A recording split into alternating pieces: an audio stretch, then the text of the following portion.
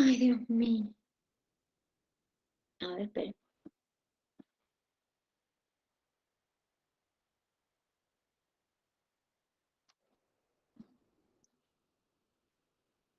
Che, Dani, ya está grabando, no sé si... No, tiene que ponerse en rojo.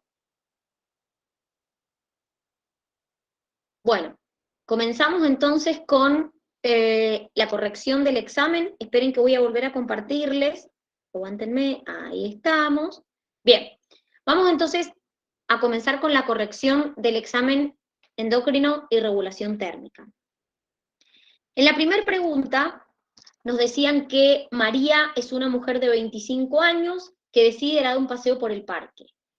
Marcar la asociación correcta, teniendo en cuenta en qué mecanismos se activarán en ella en caso de que la temperatura ambiente sea muy elevada o por el contrario muy baja. ¿Qué quiere decir? Que a veces nos van a preguntar sobre un mecanismo frente al frío y a veces un mecanismo frente al calor. Nos dice, temperatura ambiente elevada, sudoración, vasodilatación, hambre, apatía. Cuando la temperatura ambiente es elevada, ¿sudamos? Sí. Sí. ¿Para qué vasodilatamos? Cuando la temperatura ambiente... ¿Para qué? Para liberar calor. Muy bien. Es decir, dilatamos los vasos sanguíneos, perdemos calor. Ahora, ¿qué pasa si la temperatura ambiente es elevada y yo encima como? Y sobre todo, alimentos calóricos. Se aumenta la tasa metabólica. Exacto, Y me daría más calor. exactamente, incorporo más calorías todavía de las que ya tengo y entonces mayor va a ser mi temperatura. Por lo tanto, el hambre es incorrecto, es un mecanismo frente al frío. Por eso cuando hace frío comemos más y sobre todo comemos cosas calóricas. En la B me dice, temperatura ambiente baja. Horripilación. ¿Qué era la horripilación?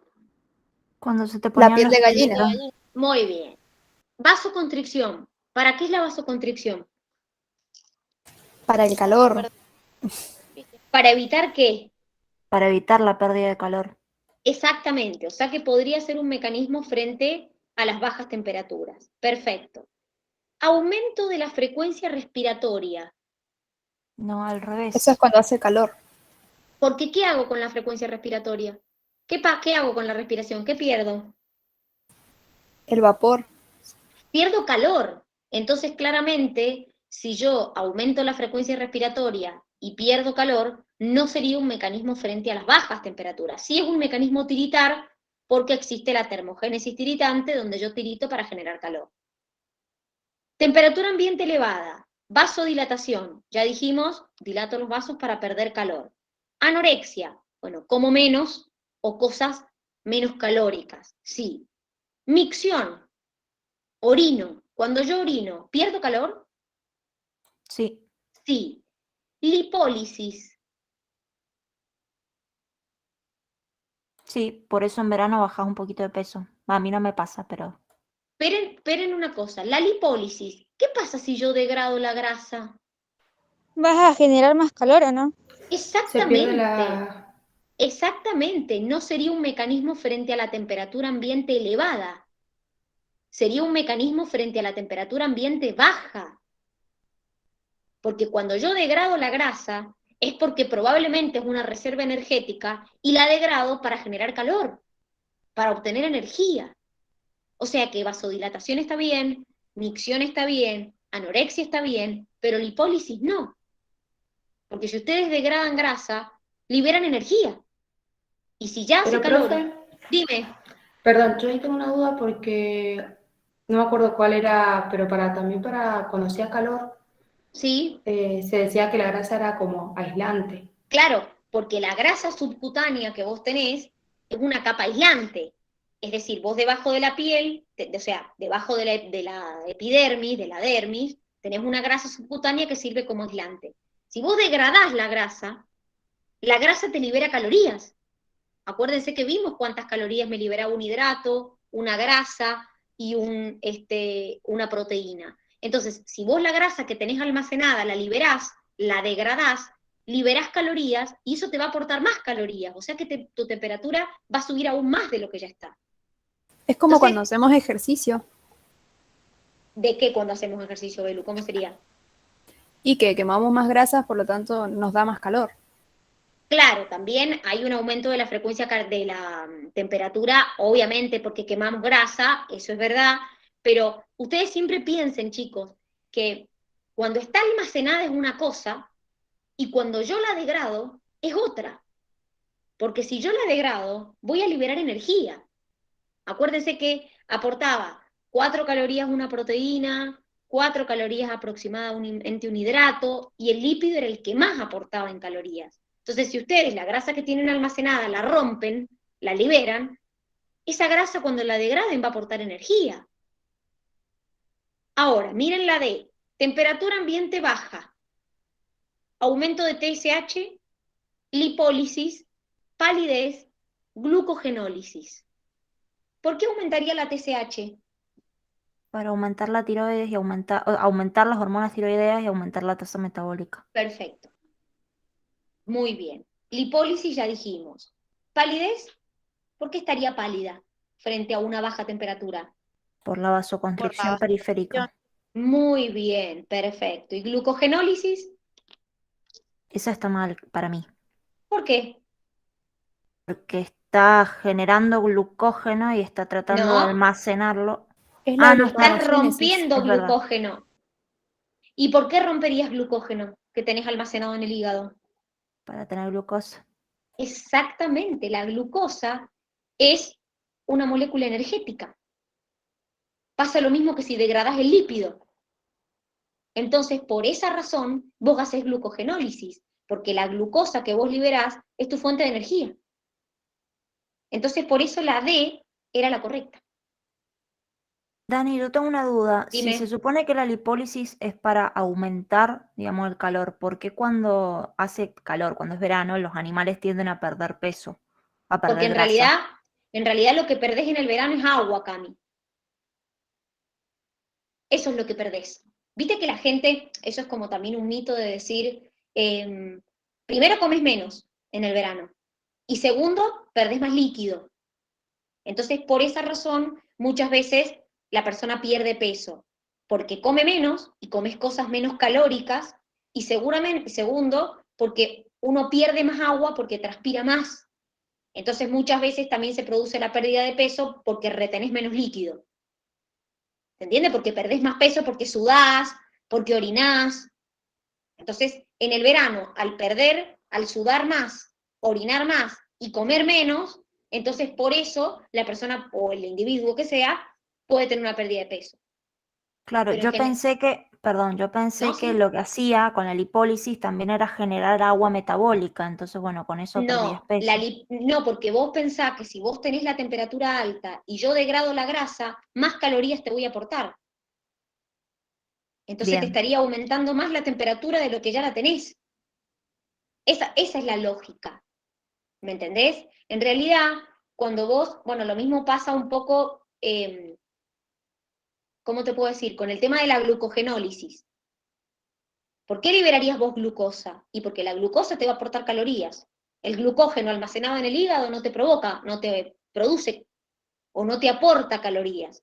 Entonces, si vos al glucógeno que tenés en el hígado como reserva energética lo hidrolizás, liberás una fuente de energía para vos, que es la glucosa.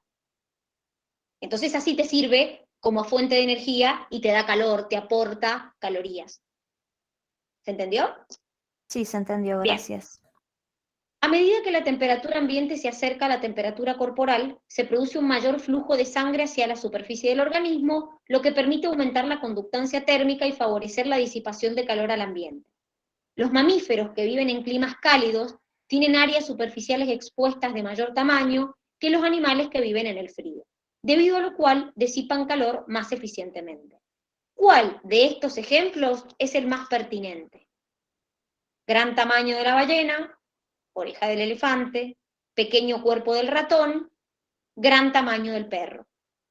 Esto un poco también se los estuvimos contando. ¿Qué tenían las orejas del elefante que yo les conté? Muchos vasos sanguíneos. ¿Por qué? Porque ¿qué hace el elefante con esos vasos sanguíneos? Y libera calor porque se dilatan Muy bien, los dilata, libera calor, y como tienen una gran superficie, mueven esas orejas y eso también ayuda a la pérdida de calor.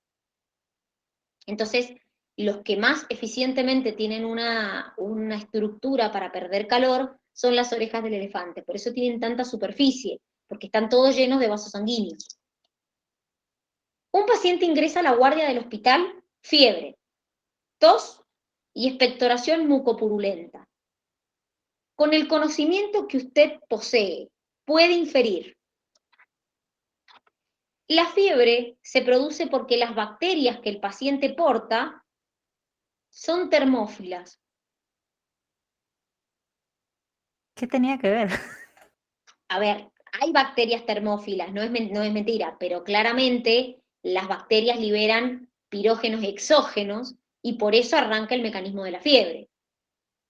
El termostato que ha sido estimulado es la hipófisis. Ahí es el hipotálamo, en realidad. Muy bien, que es nuestro termostato. La fiebre ha sido desencadenada por pirógenos exógenos como los polisacáridos de la pared bacteriana. Esa es verdad. Muy bien. Esos pirógenos exógenos, ¿a dónde ejercían el efecto? ¿O qué hacían? En los microorganismos. A No, ver, Digo, los en las, glóbulos blancos. perdón, en los glóbulos blancos. muy bien, en los glóbulos blancos, como los monocitos y los macrófagos, que liberan pirógenos endógenos.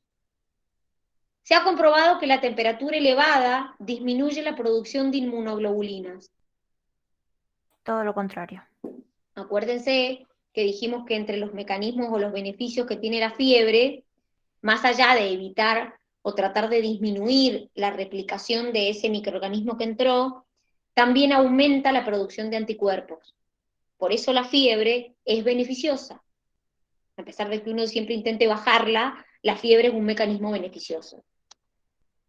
¿Cómo se denomina la velocidad característica? Esta era muy fácil, a la cual un organismo utiliza y transforma la energía, se llamaba tasa metabólica. ¿Cómo variaba esta tasa metabólica? ¿Con qué variaba? Con la temperatura, ¿Y con qué más? Con el con el tamaño corporal. equilibrio. Muy bien, con el tamaño corporal. A más temperatura, ¿cómo era la tasa metabólica? Más elevada. Más elevada. ¿Y con el tamaño qué pasaba?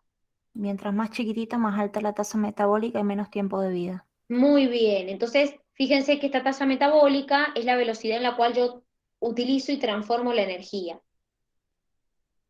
Para los animales, en especial para los mamíferos y aves que habitan ecosistemas generalmente terrestres, es muy importante la regulación de su temperatura, gastando gran cantidad de energía en mantener variable hemostática.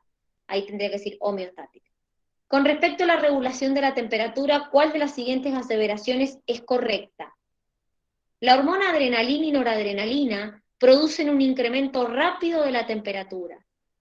¿Cuál era la diferencia de estas con las tiroideas? Que ya me dijeron también que produce un aumento de temperatura. Dura menos. O sea, que ¿quién incrementa rápidamente la temperatura? La adrenalina y la noradrenalina. ¿Pero cuánto dura ese incremento? Un ratito. Muy bien, menos tiempo. Exactamente. En cambio, las otras, ¿cómo era? Un efecto prolongado. Muy bien, perfecto, muy bien. La evaporación del agua sobre la piel, proveniente de la transpiración, permite conservar calor corporal. No perderlo.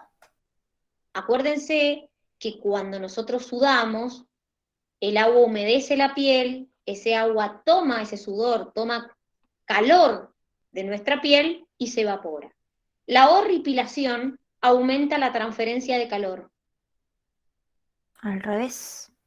Acuérdense que la horripilación, que va acompañada de una piloerección, forma una capa de aire que es aislante.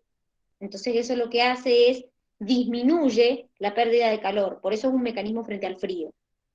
El escalofrío es una respuesta voluntaria de los músculos esqueléticos que permite generar calor. Es involuntaria. Exactamente, pero sí es verdad que es una respuesta termogénesis, es decir, o termogenética, es una respuesta a partir de la cual yo genero calor mediante la contracción de ese músculo esquelético, pero en forma involuntaria, no en forma voluntaria. Un individuo que desarrolla fiebre, siente escalofríos porque posee una disfunción de la corteza cerebral que no permite comunicación con el hipotálamo, por lo cual se sobreestimula los músculos esqueléticos. ¿Tiene algo que ver acá la corteza cerebral? No tiene nada que ver nada De con nada. hecho, en el mecanismo de la fiebre, ¿hay una disfunción de alguna estructura? No. ¿Hay algo que no funcione bien? No. De hecho, ni siquiera el hipotálamo es que no está funcionando bien. El hipotálamo está funcionando perfecto. No hay una disfunción de la estructura. El hipotálamo ha fijado una temperatura más elevada que la que tenemos en ese momento. Los músculos desarrollan contracciones para producir un aumento del nuevo valor. ¿Qué quiere decir esto?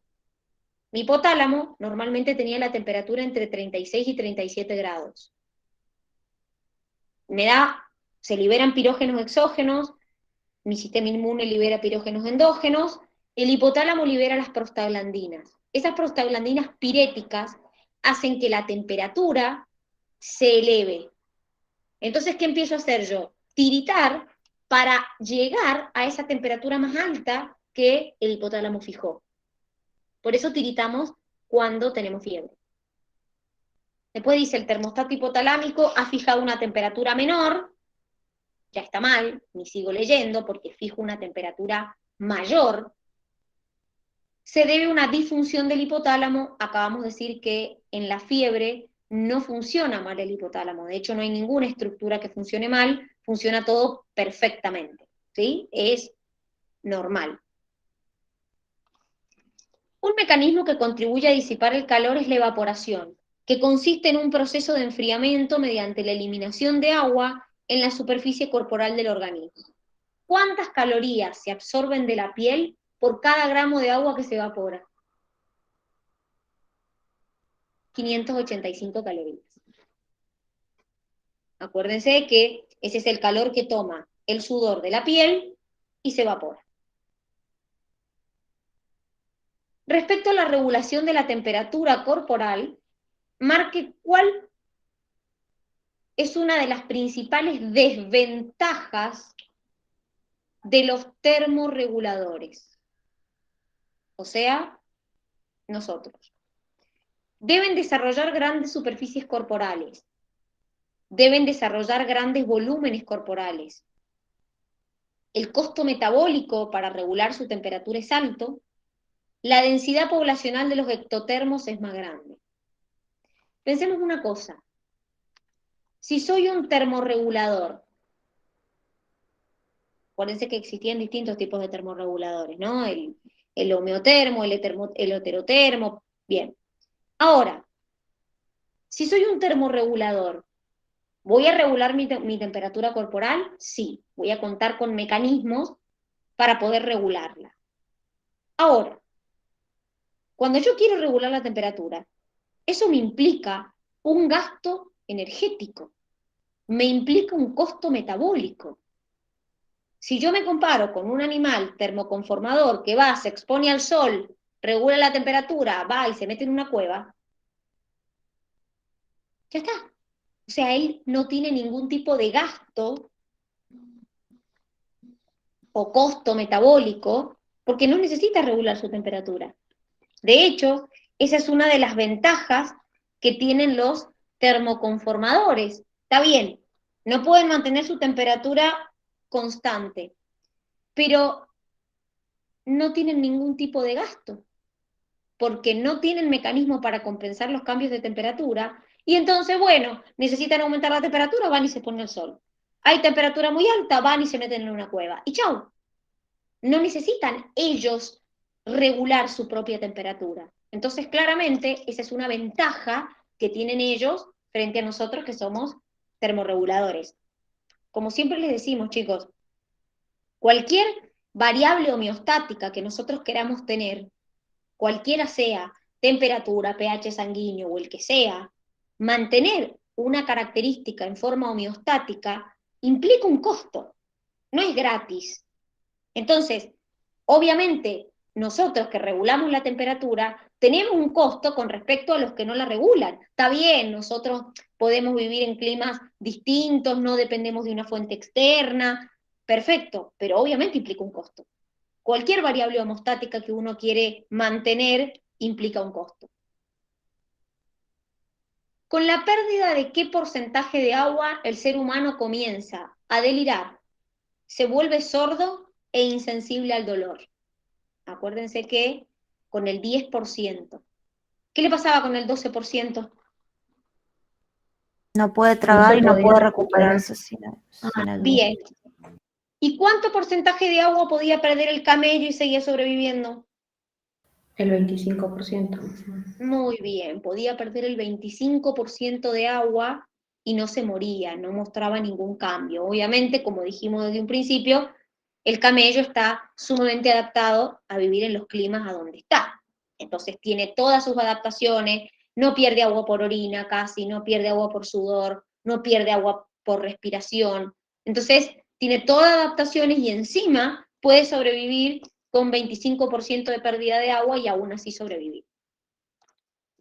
La fiebre es un mecanismo de defensa del organismo que se activa por, esta a algunos les costó, dice, pirógenos exógenos liberados por microorganismos que actúan sobre las células del sistema inmune. Eso lo acabamos de decir. Pirógenos endógenos liberados por microorganismos. Ya no sigo leyendo, porque los microorganismos no liberan pirógenos endógenos. Liberan pirógenos exógenos. Pirógenos endógenos liberados por macrófagos que actúan sobre los microorganismos invasores. ¿Qué tiene de incorrecto esto? La C. Que actúan indirectamente, ¿Cómo sería? liberando prostaglandina. Claro, pero ¿sobre quién hacen eso? Por el Sobre- hipotálamo. Exactamente, chicos. Es decir, es verdad que los macrófagos, por ejemplo, liberan pirógenos endógenos. Eso es verdad. Ahora, no actúan sobre el microorganismo invasor. Actúan sobre el hipotálamo, estimulando que el hipotálamo libere prostaglandina. O sea, no tiene nada que ver con los microorganismos invasores. Los microorganismos liberaron pirógenos exógenos. Después dice pirógenos endógenos liberados por microorganismos, volvemos a lo mismo. Los pirógenos endógenos no son liberados por microorganismos, son los pirógenos exógenos los que son liberados por microorganismos. Ramón es un hombre de 55 años, empieza a notar que sus zapatos no le entran y que año a año debe aumentar el talle de calzado. Su anillo de matrimonio comprimía su dedo dejándolo cianótico, por lo que tuvo que cortarlo para retirarlo. Tiene dificultades para tragar y hablar por aumento del tamaño de su lengua. Por estos motivos y algunos más, decide consultar al médico, quien luego de varios estudios le detecta acromegalia. Con respecto a esta enfermedad y en base a lo que usted conoce, indique lo correcto. ¿Por qué tenía acromegalia una persona? ¿Ah? ¿Por aumento de la hormona del crecimiento? ¿Cuándo? Está muy bien, pero ¿cuándo? En la fase adulta. Muy bien, cuando yo ya había terminado de crecer, básicamente. Entonces, algunos tejidos siguen respondiendo a la hormona del crecimiento, como las orejas, las manos, los pies, y entonces por eso le crecen. Dice, se debe a un aumento de la TSH. ¿Cómo se llamaba la hormona que aumenta? ¿Hormona del crecimiento O gonadotrofina? STH, o sea, son estas siglas dadas vueltas. El hígado de este paciente produce exceso de somatomedinas y factores de crecimiento.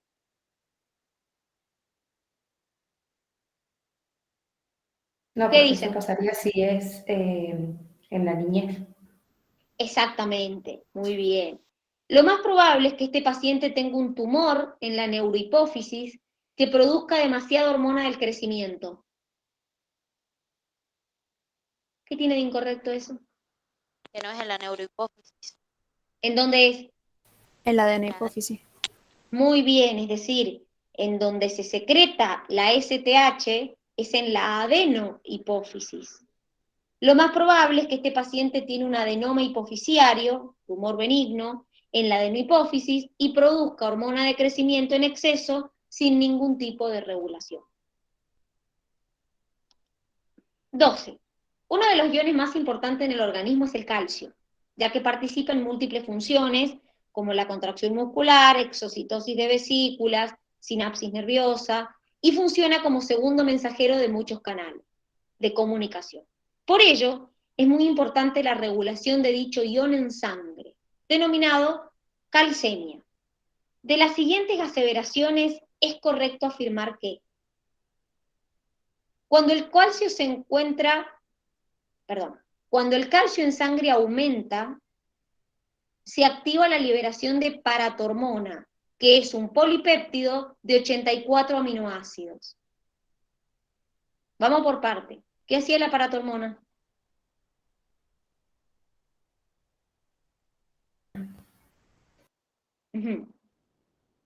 Aumentaba la calcemia.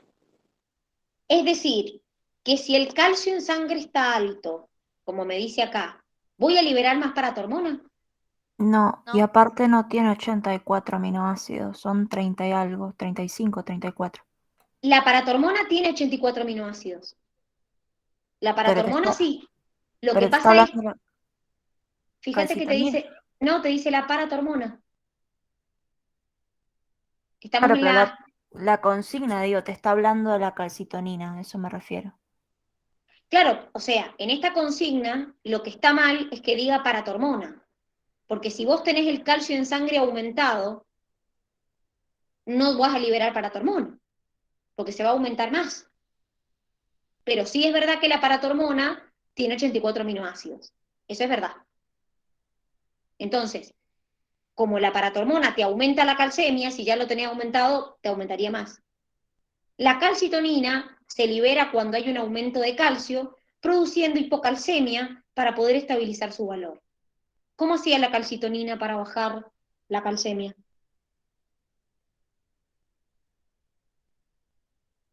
Aumentaba la resorción ósea, puede ser. A ver, si aumenta la resorción ósea, ¿qué pasa con el calcio? Fija el calcio. Es decir, lo que hace la calcitonina es disminuirme el pasaje de calcio del hueso a la sangre, disminuirme la resorción ósea. Porque si vos, Se fija el hueso. claro, lo fija al hueso, es decir, hace el proceso contrario, estimular el pasaje de calcio de la sangre al hueso. La calcitonina es secretada por las células foliculares de la tiroides y es controlada por el nivel de calcio en sangre. Se secretan las células parafolliculares. Muy bien, la secretan las células parafoliculares. Pero sí es verdad que es controlada por niveles de calcio en sangre. La paratormona estimula la conversión de la vitamina D a su forma activa, estimulando la absorción de calcio en los huesos.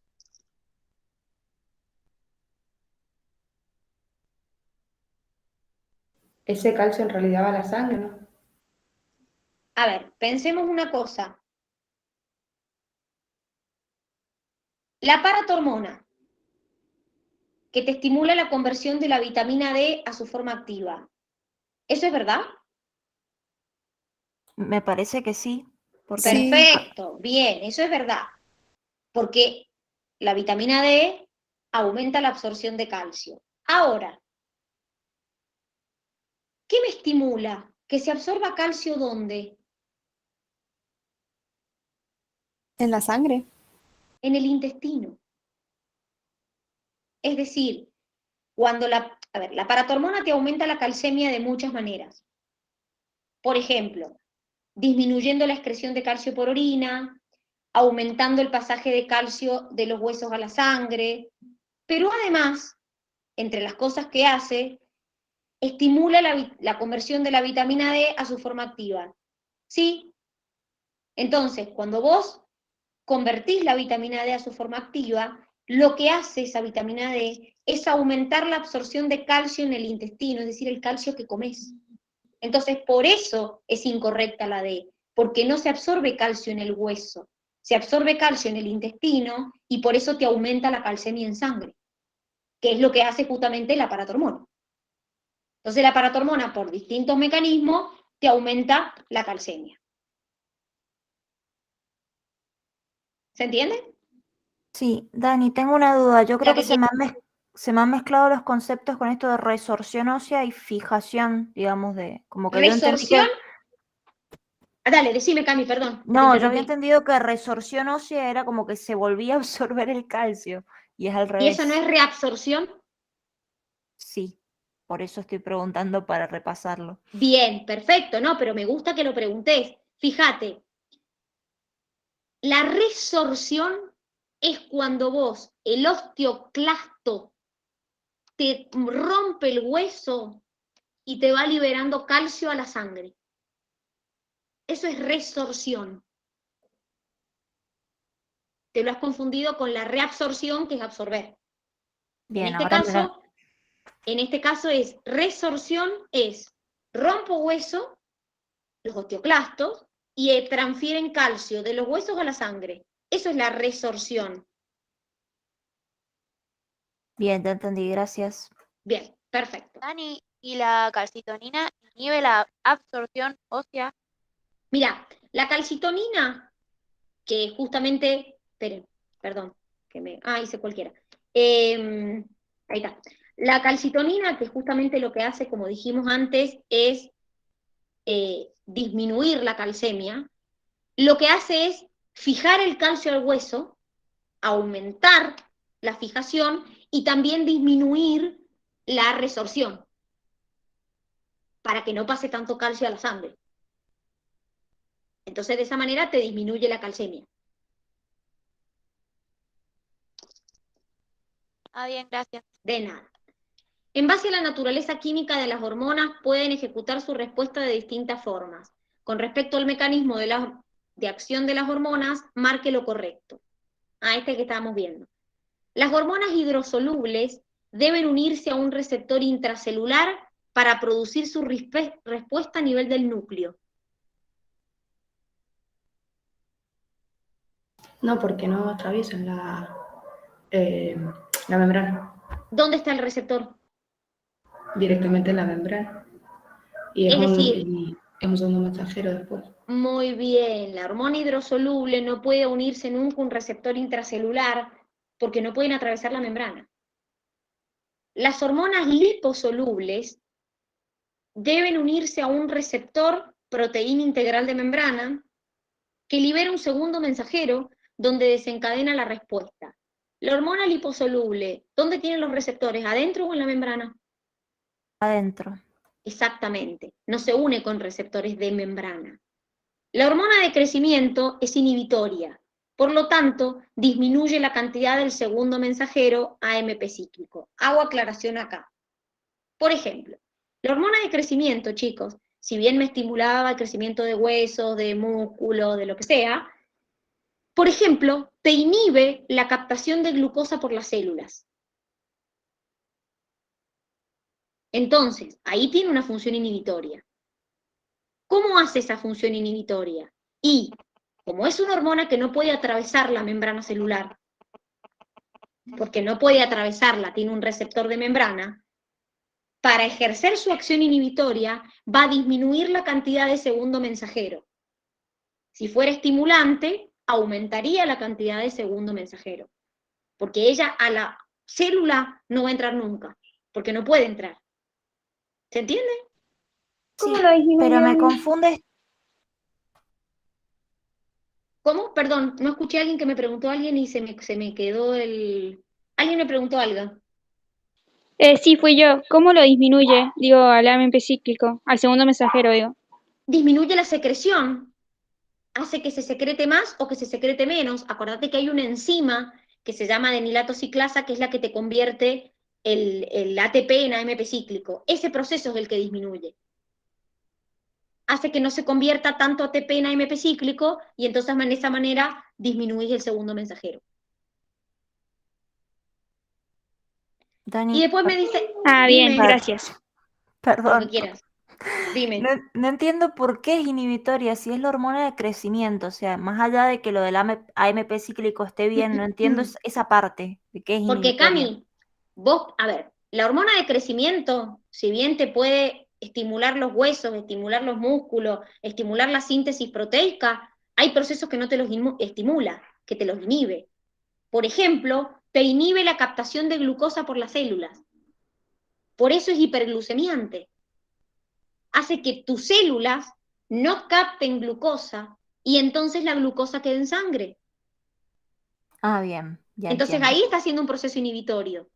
Que después te estimule el crecimiento de los huesos, de los músculos, bueno, eso sí, ahí está haciendo no una función claramente inhibitoria. Pero no importa, porque a mí me interesa que surjan estas dudas, porque por ahí uno dice, ah, pero la hormona de crecimiento siempre estimula. No, no siempre estimula. Por ejemplo, te inhibe la captación de glucosa por parte de las células. Entonces, como las células no te captan glucosa, la glucosa queda en sangre y acuérdense que la hormona de crecimiento es hiperglucemiante. Entonces, si las células no la captan, la glucosa queda en sangre y me aumenta la glucemia. Tania, o sea que si yo tengo una misma hormona, puede hacer efectos distintos en distintos tipos de Obvio, células. Ah, sí, claramente, sí, sí, obvio, sí, totalmente. El glucagón utiliza como segundo mensajero el GMP cíclico. Acá, muchos me dijeron, pero ¿por qué está incorrecta? La realidad, chicos, es que si bien el GMP cíclico puede ser un segundo mensajero, no es el más común. El más común es el AMP cíclico. Entonces, por eso se podría considerar incorrecta. ¿Existe el GMP cíclico como segundo mensajero? Sí, pero la bibliografía dice que el principal segundo mensajero es el AMP cíclico. 14. Indique cuál de las siguientes funciones son llevadas a cabo por la insulina en el hígado. Este era un regalo. La insulina es nuestra única hormona hipoglucemiante que tenemos. Entonces, si es hipoglucemiante, ¿cómo hace para ser hipoglucemiante? Bueno, genera glucógeno. ¿Qué quiere decir? Convierte la glucosa en glucógeno. Dani, Dime, yo me confundí porque estaba 100% segura de que el glucagón producía glucogenólisis y la insulina gluconeogénesis. Por eso no puse esta que decía glucogenogénesis. porque acordate que la insulina, si produciera gluconeogénesis, te subiría más la glucemia en sangre, Belu. Porque la gluconeogénesis es convertir proteínas y lípidos en glucosa. O sea que si la insulina hiciera esto, te subiría más la glucemia. No sería hipoglucemiante, sería hiperglucemiante. Entonces la insulina no produce gluconeogénesis, ¿verdad? Produce, acá me preguntan por la insulina. La insulina lo que hace es glucogenogénesis, genera glucógeno. La glucosa que tenés en sangre hace que la almacenes en el hígado como glucógeno. Entonces, si la almacenás en el hígado como glucógeno, la glucemia en sangre baja. Eso es lo que hace. ¿Se entiende?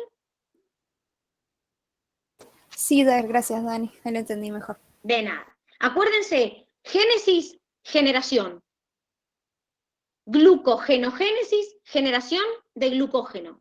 Mirá, genero glucógeno. ¿De dónde viene ese glucógeno? De la glucosa. Tenías glucosa en sangre, la almacenás como glucógeno. Mariela, de 30 años, acude al consultorio y refiere los síntomas: cansancio, dolor muscular, intolerancia al frío, caída de pelo, aumento de peso, entre otros. ¿Qué diagnóstico sospecha en primera instancia? Podría tener 55.420 cosas, pero claramente, fíjense que me habla de intolerancia al frío, cansancio. Ahí el aumento de peso, vieron que por ahí la persona confunde el aumento de peso con el mixedema, que es esta infiltración de líquidos. Entonces, fíjense que hipertiroidismo no puede ser, porque la persona en el hipertiroidismo se siente como excitada, como nerviosa. Cushing, que sería el exceso de, ¿qué hormona? Cortisol. Muy bien, entonces, si se acuerdan, con Cushing, yo por ejemplo, perdón, con el síndrome de Cushing, podía tener un aumento de peso, pero no me sentía cansada, no tenía intolerancia al frío, o sea que no son síntomas de un exceso de cortisol. Y la última, Dani, dime. no es nada que ver, pero, ¿viste? Vi unas fotos de una persona con ese síndrome y tienen como en la panza, como si fueran estrías, como, ¿son Sí. estrías o no? Sí, totalmente. Ah, bien. Sí, son estrías, totalmente. La verdad es que tanto el síndrome de Cushing como el síndrome de Addison, que es las dos opuestas, exceso y déficit, producen muchos síntomas en general, o sea, como muchos signos distintos. Te puede afectar la piel, la retención, o sea, el peso, la presión arterial, afectan como muchas cosas a la vez. ¿Y qué pasaría si la persona tuviera hipoparatiroidismo? O sea, que produce paratormona de menos. ¿No tendría tetania? Tetania. Es decir, tendría poca paratiroides o poca paratormona, mejor dicho, y la paratormona, ¿qué hacía? Me Liberar disminuía, calcio. O disminuir. muy bien, me aumenta el calcio en sangre y me disminuye el fosfato. Entonces la persona tendría, si tengo una disminución de la paratormona, tendría poco calcio en sangre, entonces se daría la tetania, que es la que ustedes están diciendo, que son esas contracciones o espasmos musculares. La glándula pineal es pequeña y está ubicada cerca del centro del ser humano, mientras que otros vertebrados se encuentra dorsal. En las aves y en los anfibios contienen células sensibles a la luz, se denomina tercer ojo. En el ser humano forma parte del diencéfalo, se ubica cerca del tálamo, recibe información de los núcleos supraquiasmáticos, secreta una hormona, ¿cuál es? La melatonina. ¿Sí? ¿Quién secreta vasopresina? ¿O antidiurética? La adenohipófisis. La La aldosterona. aldosterona. La, ¿No es la neurohipófisis? pero a ver, ¿quién la produce? El hipotálamo. Ahí va, ¿y dónde se almacena? En la En la neurohipófisis. neurohipófisis. Muy bien, perfecto, ahí sí, ahí está. ¿Y la somatostatina? ¿Quién la producía? La adenohipófisis. La neuro. ¿La somatostatina quién la producía? ¿No es el páncreas? Espera. La somatostatina la pueden producir varias estructuras. El hipotálamo, el páncreas. Acuérdense que yo les hipófisis. dije que la somatostatina es el contra, es el que te inhibe todo. Te inhibe el proceso digestivo, te inhibe la secreción de insulina, te inhibe la secreción de glucagón, te inhibe la secreción de hormona de crecimiento, es el gran inhibidor. Esa es la somatostatina. Es el GIH, que también se le llama. ¿Y la hormona estimuladora de los melanocitos? La pituitaria. Es decir, acuérdense que nosotros obviamente no producimos hormona estimuladora de los melanocitos, sino que la parte media de nuestra adenohipófisis produce hormona estimulante de los melanocitos en animales que se camuflan, no en nosotros, claramente. Los sistemas de regulación y control del organismo, como el nervioso, endocrino y inmune, se basan en retroalimentación. Marque la opción correcta respecto a esta regulación. La retroalimentación negativa de la respuesta fisiológica tiende a regresar la condición controlada a su estado normal. ¿Eso es verdad? Sí. Sí. La retroalimentación negativa tiende a fortalecer o reforzar el cambio en la condición controlada. Esa es la positiva. Muy bien. Por ejemplo, la oxitocina. Al centro regulador le llega información eferente a fin de que sea procesada. Llega información aferente a fin de que sea Muy procesada. bien. Es decir, recibe información de los receptores. El órgano ejecutor es aquel que recibe los estímulos. No No, necesariamente. porque se ejecuta. Es el que ejecuta, es decir, recibe la qué del Las centro órdenes. regulador. La orden. Las respuestas, muy bien, las órdenes. Quien recibe los estímulos es el receptor, diríamos. Los mineralocorticoides comprenden un grupo de hormonas que intervienen en la regulación de iones sodio y potasio, incrementando su reabsorción renal al favorecer su transporte activo a través de la nefrona. Esto tiene efecto importante tanto en la concentración iónica de sangre como en la retención o pérdida de agua.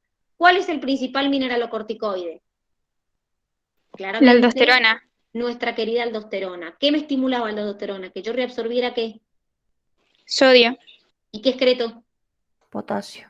Muy bien. ¿La ADH qué hace? Evitar liberar vasopresión. el sodio. O sea, me disminuye ¿qué proceso? La diuresis. Muy bien. ¿Quién produce la aldosterona? La glándula suprarrenal. ¿Qué La parte? corteza suprarrenal. Muy bien, la corteza. ¿La ADH? ¿Quién la produce? La La, neurohipófisis. el hipotálamo. La produce el hipotálamo y se almacena en la neurohipófisis. ¿La adrenalina? La médula suprarrenal. Muy bien, y acuérdense que la adrenalina te produce los mismos efectos que cuando activas el sistema nervioso simpático. Es hiperglucemiante, te aumenta la frecuencia cardíaca, la frecuencia respiratoria, te dilata la pupila. ¿Y el cortisol? La corteza de la glándula suprarrenal. Es un glucocorticoide, acuérdense que también es hiperglucemiante, bueno, también suprime la respuesta inmune, aumenta la producción de ácido clorhídrico, retiene líquidos, pero es un glucocorticoide, no un mineralocorticoide. De las siguientes aseveraciones es correcto afirmar que el sistema nervioso produce respuestas lentas y de corta duración. Son rápidas las No, respuestas. ese es el endocrino. Muy bien, perfecto. El sistema endocrino produce una respuesta rápida y de larga duración. Es al Es revés. lenta. Muy bien. Las glándulas liberan neurotransmisores, que son las moléculas específicas que difunden hasta el tejido blanco. No. Claramente Hormonas son. liberan hormonas. Y esto, de hecho, lo último lo han visto, los glóbulos blancos liberan interleuquinas, ya las vieron en Inmune, las proinflamatorias, las quimiotácticas, las antiinflamatorias, es decir, hasta esto, si no se acordaban, igual lo podían sacar desde Inmune. 20. Si una persona presenta una hipoglucemia, es correcto afirmar que aumentará la liberación de adrenalina, estimulando la glucogenogénesis. A ver, si tengo una hipoglucemia, la tengo que subir a la glucemia. O sea que ya la B que me dice que libero insulina está mal, porque si yo tengo una hipoglucemia y libero insulina, me baja más la glucemia. O sea que la descarto. Vamos con la A. Libero adrenalina. La adrenalina me produce glucogenogénesis. No. No, es la ¿Qué insulina. me produce? Glucogenólisis. Muy bien. Me lisa el glucógeno y me libera glucosa. O sea que está mal. La C me dice, aumento la liberación de cortisol, es otra hiperglucemiante, eso está bien, estimulando la gluconeogénesis. ¿Qué era la gluconeogénesis? Proteínas y lípidos para formar glucosa. Aumento la liberación de glucagón, inhibiendo la glucogenólisis. Si libero glucagón, es hiperglucemiante. ¿Qué hace el glucagón? No la inhibo, Eleva. porque es hiperglucemiante. O sea que, ¿qué va a hacer con la glucogenólisis? ¿La va a qué? Estimular. Elevar. Muy bien, me va a estimular la glucogenólisis, romper glucógeno para liberar glucosa. Un tumor en la glándula suprarrenal puede producir. Bueno, y acá muchos me dijeron, y bueno, pero es cáncer de riñón. Acuérdense que no todos los tumores son malignos, primero. O sea que no todos los tumores son cáncer. Enfermedad de Addison. Si tengo enfermedad de Addison, ¿qué me está pasando? Tengo una hipofunción glandular. Poco ¿De cortisol. qué? ¿De qué? Estoy produciendo cortisol de menos. ¿Eso generalmente cuándo se daba?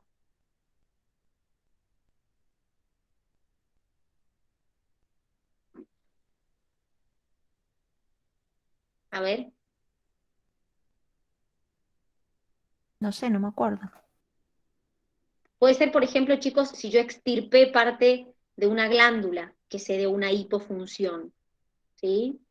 En este caso, acá por mí, a ver, esta me dijeron todos, ¡ay, Dani, pero esta podría haber sido! Claro, acá podría haber aclarado la consigna un tumor, por ejemplo, en la corteza suprarrenal, o como para aclarar un poquito más de qué se relacionaba. Pero esto estaba relacionado con el exceso de producción de sexocorticoides.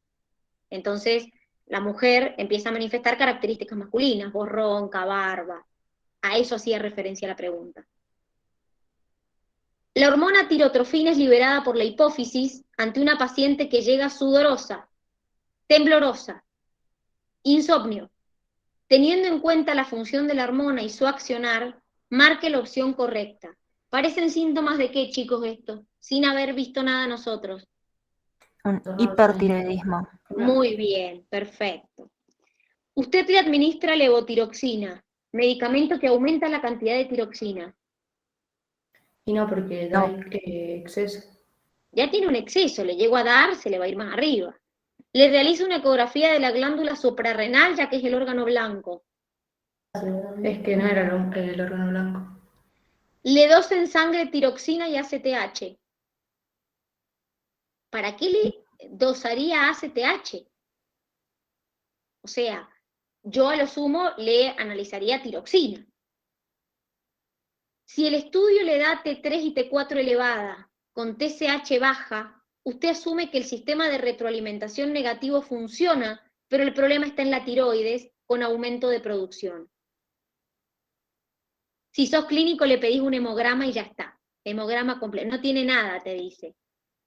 Pero no me lo pidió, amigo, no importa, no tiene nada, te dice. Entonces, ¿qué pasó acá? Y esto es muy importante que lo entiendan. Cuando yo les expliqué el tema de la tiroides, de la regulación, yo les dije, ojo chicos, porque a veces falla la tiroides, la mayoría de las veces, pero a veces puede fallar el sistema de retroalimentación. Entonces miren lo que pasa acá. Tengo T3, T4 elevada, pero la TSH está baja. ¿Qué quiere decir? Que el sistema está bien. ¿Por qué? Y porque cuando la T3, T4 aumentó, la TSH bajó. Entonces, ¿qué está fallando ahí? Y la falla está en la tiroides. Está produciendo T3 y T4 de más. Porque si, por ejemplo, yo tengo la T3 y T4 elevada y la TSH me aumenta, quiere decir que el sistema de retroalimentación negativa no está funcionando. Porque al estar la T3, T4 elevada, la TSH debería estar baja. Entonces, acá el problema está en la tiroides, no en el sistema de retroalimentación negativa. ¿Se entiende lo que voy? Sí, se entiende. Bien. Vamos con la 23. La ACTH, este era un regalo. Adrenocorticotrofina es una hormona proteica formada por 39 aminoácidos. ¿Sobre quién ejercía el efecto la ACTH? Sobre la corteza de las glándulas suprarrenales. ¿Sobre qué parte? Muy bien. ¿Sobre la liberación de qué corticoides? Porque no es sobre todos. Mineralocorticoides, creo que era. Bueno. A ver. La ACTH, adrenocorticotrofina, Perdón. ¿sobre quién ejerce un efecto? Sobre los sexocorticoides. Muy bien, ¿y sobre quién más? Que también Glucocorticoides. muy bien, es decir, la ACTH estimula la liberación de sexocorticoides y glucocorticoides.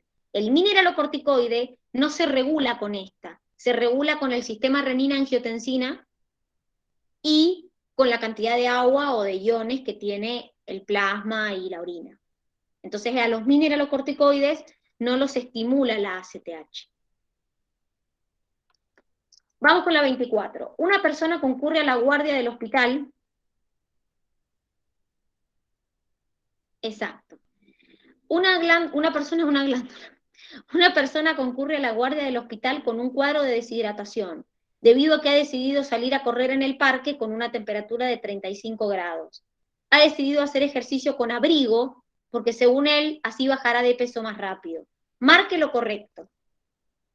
Al producirse una disminución en la temperatura corporal, el hipotálamo ha activado mecanismos de compensación como la sudoración, lo que ha influido en su deshidratación.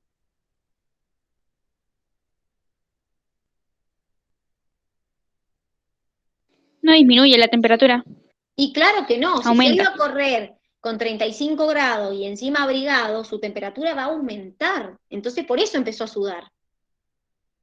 El hombre no escucha, delira y no puede recuperarse sin ayuda, por lo que podríamos intuir que ha perdido alrededor de un 12% del peso corporal en agua.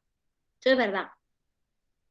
Se estimula la liberación de renina por el riñón, que convertirá el angiostensinógeno en angiotensina 1, y luego en angiotensina 2 por la écula. No, hoy estoy estimulando así a la médula suprarrenal a liberar aldosterona, que aumentará el sodio en sangre. Ahí es Pero la voy a- corteza renal, no la médula. A ver, la primera parte está bien. Yo me estoy deshidratando, voy a liberar renina, me va a convertir el angiostensinógeno en angiotensina 1 y luego la ECA me lo va a convertir en 2. Ahora, la angiotensina 2 me estimula la liberación de aldosterona, pero la aldosterona la libera la corteza suprarrenal, no la médula. ¿Y qué va a hacer la aldosterona? Y, es verdad, me aumenta el sodio en sangre y me aumenta la excreción de potasio. El tema que estaba mal acá es el tema de la médula. Se estimulará la producción de FAN, factor natriurético, por parte del corazón, para así inhibir el efecto natriurético y diurético. No, pues, si quiere liberar calor. Primero, además, es verdad que si estoy deshidratado voy a liberar FAN, porque el FAN, a ver, piensen una cosa, se las quise dar vuelta y se las terminé complicando. Si estoy deshidratado, ¿tengo que orinar y perder sodio o retenerlo? Es que perder sodio, pero de todos modos ahí te está diciendo el factor natriurético y ahí abajo te dice inhibir el efecto natriurético, entonces es como que... Eso está perfecto, o sea, ya se contradecía la consigna, pero vamos a al razonamiento. Si me deshidraté, ¿tengo que liberar FAN o no? No. No. ¿Qué pasa si libero FAN? ¿Perdés agua? Me deshidrato Y pierdo más. sodio, te deshidratas más. O sea que, más allá de que acá se contradecía, y es verdad, el factor natriurético te estimula la natriuresis y la diuresis, si libera FAN, más te deshidratas, porque más agua y más sodio perdés. Profe, Dime. y ahí tiene que ver que la orina va a salir menos concentrada, digamos. En el caso de que vos liberes FAN, tu orina va a tener más agua y más sodio, o sea, va a salir menos concentrada. Todo lo contrario, vos necesitas retener agua y retener sodio porque estás deshidratada. Entonces, por eso no podrías liberar FAN, porque te deshidratarías más. Bien, vamos con la 25. Camila presenta síntomas como insomnio, aumento de la presión arterial y taquipnea. El médico decide realizarle un hemograma y un electro, pero ambos resultan parámetros normales. Usted podría afirmar que podría tener una disfunción en su tiroides, ya que presenta síntomas de baja producción de hormona tiroidea.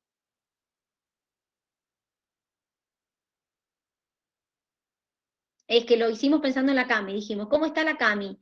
Con hipertensión, con insomnio, nerviosismo, pongámosla a la Cami, dijimos. No, mentira, chicos. Camila está haciendo el pre. Exactamente. Entonces, piensen que esos síntomas, en caso de que sea una alteración de la tiroides, sería un hipertiroidismo. Y acá me dice una baja producción de hormonas tiroideas. Podría tener una disfunción en su sistema nervioso, puntualmente en el hipotálamo, ya que es quien controla la frecuencia cardíaca y respiratoria como la presión arterial. No, ese es el bulbo raquídeo. Muy bien. Podría presentar un problema renal, que se haya producido un aumento en la excreción de renina, lo que ha generado el aumento en la excreción de sodio por orina y el consecuente aumento de la presión arterial y la frecuencia cardíaca. Vamos por parte. Si yo libero renina, voy a activar el sistema renina-angiotensina. Cuando activo eso, ¿aumento la excreción de sodio por orina o retengo sodio? Lo Retengo. retengo. Claro, porque libero aldosterona y la aldosterona me hace retener sodio, no liberarlo. Entonces ya eso está mal. Camila podría estar pasando una situación de estrés que desencadenó la activación de su sistema nervioso simpático y por consiguiente la liberación de adrenalina. Y sí. Y sí, exactamente, tiene un pico de estrés, claramente. Considerando la relación estructura-función de las células del sistema endocrino, marque lo correcto. RER rugoso, REL liso. Las células de la adenohipófisis tienen predominio de REL. No, van a tener predominio de RER, porque son Porque, en su mayoría peptídicas o proteicas. muy bien. Las células de la médula suprarrenal tienen predominio de REL. La adrenalina es una hormona esteroidea. No, Las células productoras de cortisol tienen predominio de RER. no de REL. El cortisol es una hormona esteroidea. Entonces va a tener predominio de retículo endoplasmático liso. Las células productoras de estrógenos y progesterona tienen predominio de REL. Acuérdense, chicos, que el REL sintetiza lípidos y el RER sintetiza proteínas. Entonces, si soy una glándula que sintetiza hormonas esteroideas, necesito más retículo liso. Si soy una glándula que necesita hormonas proteicas, necesito más retículo rugoso. La clave de la acción hormonal radica en sus receptores. Como las enzimas, las proteínas y los receptores de superficie de linfocitos tienen configuraciones espaciales muy precisas que le permiten unirse a una molécula particular, pero no a otras. ¿Qué propiedad les otorga la hormona? Y acá estamos hablando siempre de la especificidad. Lo vimos acá y lo vimos en inmune.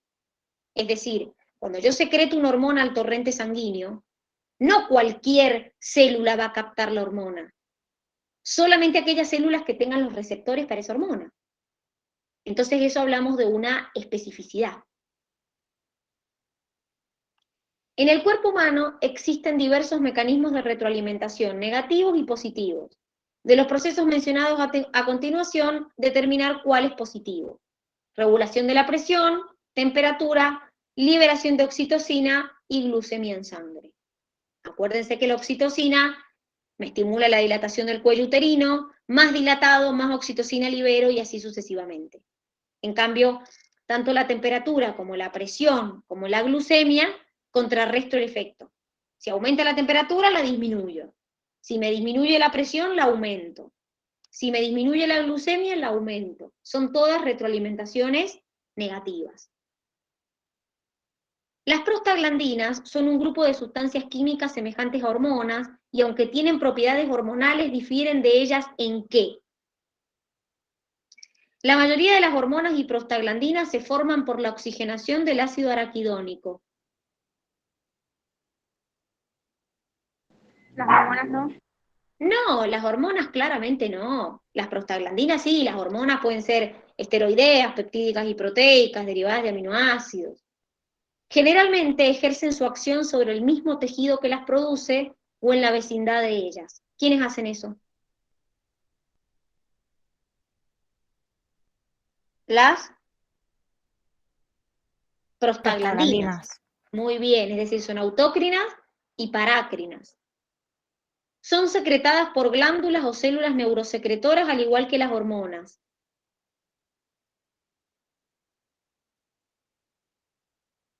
No, las células neurosecretoras no. Acuérdense que la prostaglandina la secretan la mayoría de las células de nuestro cuerpo. Son muy potentes, pero no más que las hormonas. Son más potentes que las hormonas, las prostaglandinas. Por eso es incorrecta. Vamos con la última. Roberto tiene 65 años y desde hace unos meses nota que orina demasiado. ¿Cómo se llamaba cuando orina demasiado?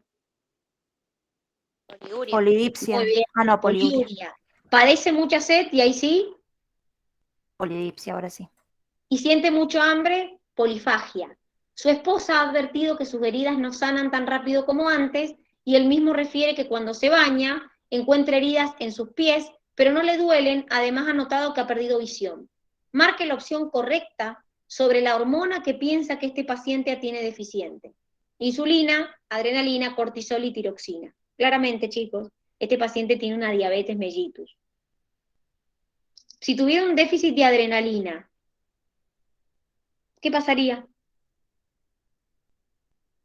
¿Padecería hambre, sed, orinaría demasiado? No. No, tendría la frecuencia cardíaca baja, la frecuencia respiratoria baja, las pupilas. Acuérdense que la adrenalina hace el efecto como del sistema nervioso simpático, o sea que acá tendríamos al revés. Cortisol, si tengo un déficit de cortisol, ¿qué tengo? ¿Cómo se llama? Enfermedad de Addison. Muy bien, hipotensión, manchas bucales.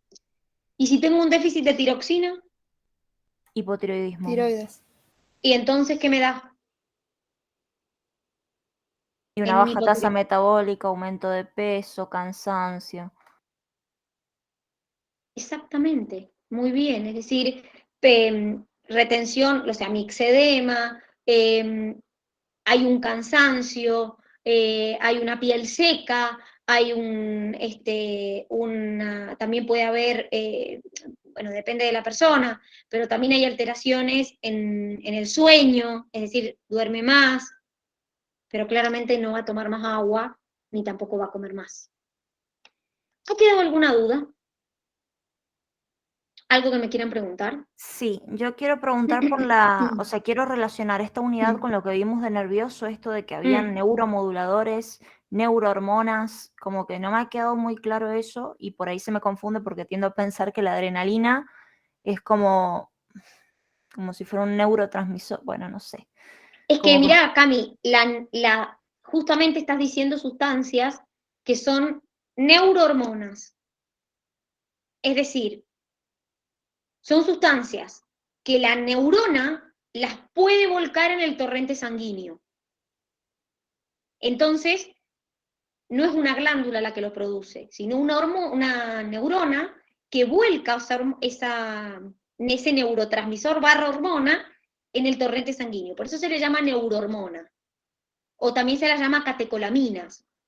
¿Cuál es la diferencia con un neurotransmisor? Y que el neurotransmisor nunca lo vas a volcar en la sangre. ¿Sí? Siempre es a nivel nervioso. Lo libera una neurona, lo capta otro, se acabó. Y un neuromodulador son sustancias que actúan a nivel sistema nervioso, regulando el proceso de la sinapsis. La neurohormona lo que tiene es que lo produce una hormona y lo vuelca al torrente sanguíneo. Eso es lo que tiene de distinto. Pregunta, ¿y las catecolaminas son la adrenalina, la noradrenalina? Exacto, ellas. ¿Nada más? La adrenalina y noradrenalina. Ah, bien, ok. Exactamente. ¿Y el neuromodulador? El neuromodulador lo que hace es regularte el proceso de la sinapsis. Eso es lo que hace el neuromodulador. No interviene excitándote o inhibiéndote a la neurona que sigue, diríamos, como hemos visto, acuérdate que vimos, qué sé yo, neurotransmisores inhibitorios, neurotransmisores excitatorios, sino que el neuromodulador lo que te hace es regularte el proceso de la sinapsis, prepararte, diríamos, a la neurona para el proceso de la sinapsis, pero no la va a excitar y tampoco la va a inhibir, porque participa regulando el proceso de la sinapsis. Eso hace un neuromodulador, por eso modula. Eso hace un neuromodulador. ¿Se entiende la diferencia? Sí, sí, se entiende, gracias. Entonces preparan a la neurona para la sinapsis que viene después. Bien. Bien. Entiendo. Bueno, muchachos, espero que haya servido la corrección. Cualquier duda que tengan, me preguntan, pero espero que haya servido la corrección del examen. Nos vemos, nos estamos viendo esta semana, que tengan un hermoso día. Chau, chau. Chau, Dani, Nos nos vemos. vemos. Gracias. Chau, chau.